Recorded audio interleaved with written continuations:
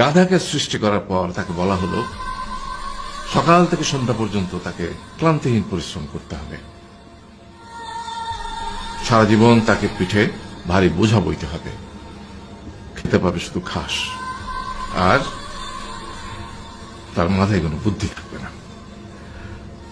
তার আয়ু হবে 50 বছর। গাধা করজোড়ে সৃষ্টিকর্তাকে বলল, আমি এত বছর বাঁচতে চাই না, আমাকে 20 বছর আয়ু দেওয়া হোক। সৃষ্টিকর্তা সেটাই মঞ্জুর করলেন। কুকুরকে যখন সৃষ্টি করা হলো তখন তাকে বলা হলো যে সে হবে মানুষের সবচেয়ে বড় বন্ধু, কিন্তু সে খাবে মানুষের উচ্ছিষ্ট, এবং তার আয়ু হবে 30 বছর। কুকুর সৃষ্টিকর্তাকে বলল, আমি এত বছর বাঁচতে চাই না, আমাকে 15 বছর আয়ু দেওয়া হোক। সেটাই মঞ্জুর করা হলো। এরপর বানরকে বলা হলো, তুমি শুধু গাছের এ ডাল থেকে ও ডালে ঝুল খাবে এবং নানান রকম ফন্দি ফিকির করে মানুষকে আনন্দ দিবে, তোমার আয়ু হবে 20 বছর। বানর বলল, আমি 20 বছর বাঁচতে চাই না, আমাকে 10 বছর দেওয়া হোক। সেটাই মঞ্জুর করা হলো। এবার এলো পুরুষ মানুষের পালা।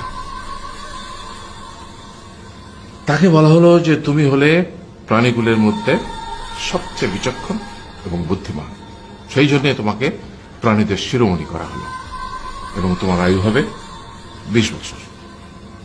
তখন পুরুষ মানুষ বলল, করজোড়ে বলল সৃষ্টিকর্তাকে যে 20 বছর আয়ু অত্যন্ত কম, হে প্রভু, আমাকে ওই গাধার সে যে 30 বছর আয়ু চায়নি সেটা আমাকে দেয়া হোক, ওই যে কুকুর 15 বছর ফিরিয়ে দিয়েছিল সেটাও আমাকে দেয়া হোক, আর যে বানর 10 বছর নেয়নি সেটাও আমাকে দেয়া হোক। 20 বছর অত্যন্ত কম, আমি দীর্ঘদিন বাঁচতে চাই। সৃষ্টিকর্তা সেটাও মঞ্জুর করলেন। তারপর কি হলো?